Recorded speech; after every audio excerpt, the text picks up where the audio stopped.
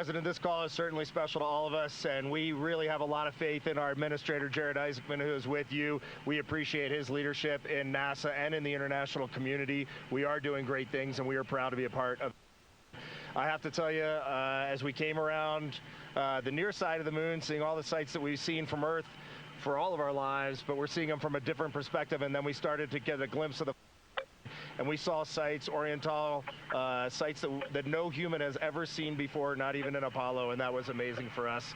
And then the surprise of the day, we just came out of an eclipse where the sun, moon, and the entire dark moon about that big right out the window that we were watching. We could see the corona of the sun, and then we could see the planet train line up, and we at Mars, and all of us commented how excited we are to watch this nation and this planet become a two-planet species.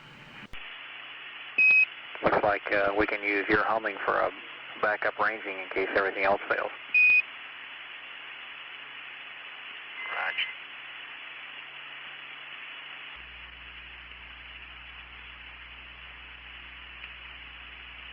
Apollo 8, Houston, you don't need to answer this transmission, but doctors observe that it looks like some of your sensors may be working loose, so you might just kind of push on them and see if they're in place.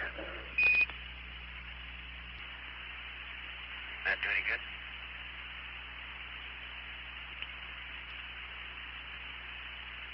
good? No, it looks like it's one of your externals still. And Apollo 8, we can't handle the Omni switching for about 30 more minutes till we go back to an 85-foot dish. So you'll have to watch the antenna store for a few more minutes. Mr. President, to be here with you speaking about our incredible day today. I think one of the biggest highlights was coming back from the far side of the moon and having the first glimpses of planet Earth again after being out of communication for about 45 minutes. It really just reminds you what a special place we have and how important it is for our nation to lead and not follow in exploring deep space. Okay, I don't see any loose sensor or the upper stick.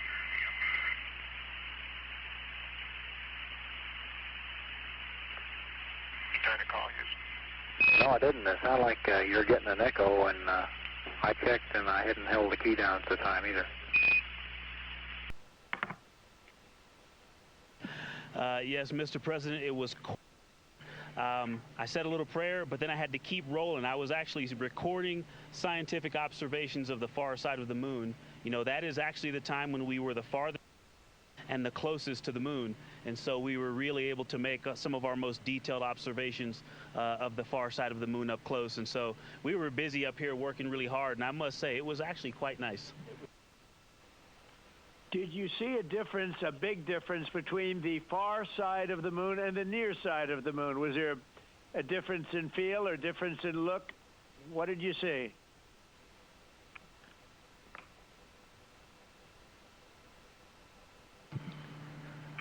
Well, Mr. President, we certainly did, and our science team really set us up well to understand what they thought we might see.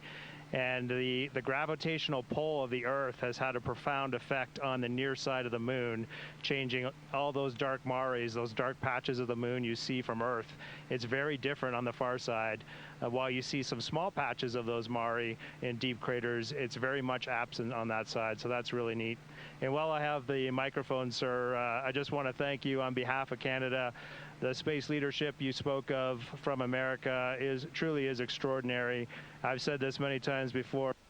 A nation that leads like that and creates and sets big goals for humanity that brings other countries along with it is truly incredible. And I know that's a very intentional, not a necessary decision, intentional decision to lead by example and to allow other countries like Canada to share our gifts and help you achieve these mutually beneficial goals, like establishing a presence on the moon and eventually going to Mars.